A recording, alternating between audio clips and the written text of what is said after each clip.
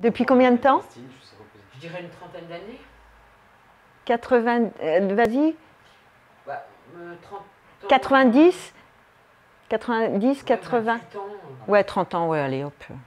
Bonjour, je m'appelle Christine. Je suis séropositive depuis une trentaine d'années.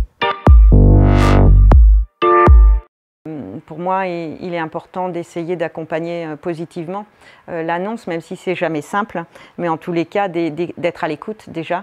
Et chaque témoignage, chaque annonce est différente. Au départ, c'était beaucoup les hommes, et en plus moi, sportive, un milieu où quelque part on est peu sensibilisé à la maladie et à la séropositivité. Quand toi, j'ai entendu ton témoignage où tu étais assez isolée, ça m'a rebondi, ça a fait une répercussion en moi sur comment à l'époque, en tant que femme, j'étais isolée quand j'ai franchi la porte d'association et où je me suis sentie pas du tout écoutée, dans le sens où j'étais une femme et que beaucoup d'associations étaient tenues par des hommes et que ce que je pouvais renvoyer comme mon mal-être, les réponses ne correspondaient pas. Pas parce qu'ils ne voulaient pas me répondre, mais c'est qu'ils n'avaient pas les messages pour répondre à ce que moi je leur renvoyais comme questionnement.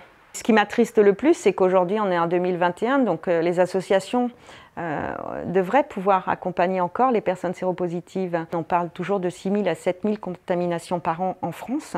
Et ces personnes-là, où elles vont, à quelle porte elles peuvent toquer pour avoir des réponses ou en tous les cas avoir une écoute.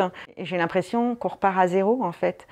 Tout ce qu'on a construit pendant des années aujourd'hui, on a du mal à pouvoir être dans la continuité. Alors ce qui me renvoie toujours à l'urgence, c'est-à-dire qu'on était dans une politique, on est dans une politique d'urgence, alors il fallait ouvrir plein d'associations à l'époque pour répondre aux personnes nouvellement contaminées. Il fallait donner des traitements d'urgence pour certaines choses, enfin être dans la prévention, beaucoup communiquer, et aujourd'hui j'ai l'impression qu'il n'y a plus grand-chose et ça m'a touchée parce que je me dis mince, tout le travail qu'on a mis en place il y a quelques années avec tous les bénévoles, toutes les associations, aujourd'hui il y a plus rien, c'est pas possible. C'est pas possible qu'on lâche comme ça. Même moi par exemple, en tant que femme séropositive, si je veux aller dans une association, je ne sais même plus où aller. Il faut arriver à gommer ça pour faire en sorte qu'on ait un accueil lambda pour toute personne, qu'elle soit, avant tout, on est un homme et une femme et une séropositive. Et après ça, on s'adapte à la spécificité de chacune et chacun. Il y a les personnes qui sont contaminées depuis très longtemps, et effectivement, c'est aujourd'hui comment vieillir avec le VIH, mais vous, qui êtes contaminé depuis 10 ans, qui êtes contaminé depuis 5 ans ou qui venez d'être contaminé, quel accompagnement on vous offre? Et c'est un peu ça qui m'amène à me dire qu'il faut qu'on arrive peut-être à réfléchir autrement dans les associations.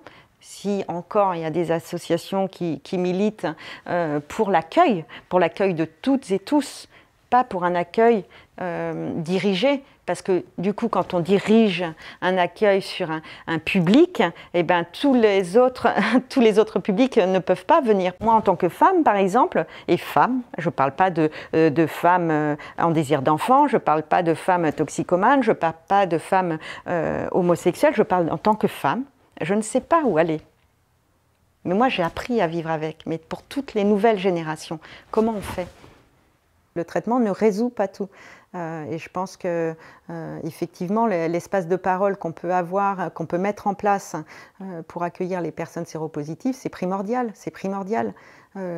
Évidemment que prendre un traitement, et heureusement que la recherche a évolué parce que ça fait que je suis en vie aujourd'hui et que les personnes séropositives d'aujourd'hui seront sans doute en vie pour très longtemps, et tant mieux, mais il n'y a pas que ça. Prendre des traitements, ça peut aussi avoir des conséquences, et puis c'est surtout qu'il y a comment on vit la maladie quand on souhaite rencontrer quelqu'un, quand on veut vivre avec, et puis il y a la sexualité tout autour de ça. Alors certes il y a le préservatif, mais il n'y a pas que ça. J'ai envie de dire qu'aujourd'hui les associations qui existent ne sont plus militantes comme ce qu'on a pu vivre auparavant. Alors effectivement, on ne va pas revenir sur ce qu'on a vécu, mais je pense que c'est encore important de se battre.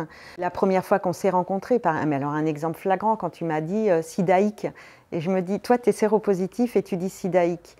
Et je me dis, waouh, ça veut dire que vraiment On n'a plus rien aujourd'hui en direction des personnes séropositives. Parce que quand on dit sidéen, et au moins la bienveillance fait que c'est mon rôle de le dire, mais je dis normalement c'est pas à moi de faire ça. Théoriquement, enfin, il y a des associations qui doivent être là pour accueillir, qui doivent être là pour les personnes nouvellement contaminées, comme elles l'ont été auparavant. Cet engagement, il le sera jusqu'au bout, parce que j'ai pas envie que des générations qui sont celles d'aujourd'hui et celles de demain puissent vivre de manière isolée. On le vit assez aujourd'hui avec la crise sanitaire, mais encore plus quand on se rajoute des pathologies telles que le VIH et la séropositivité.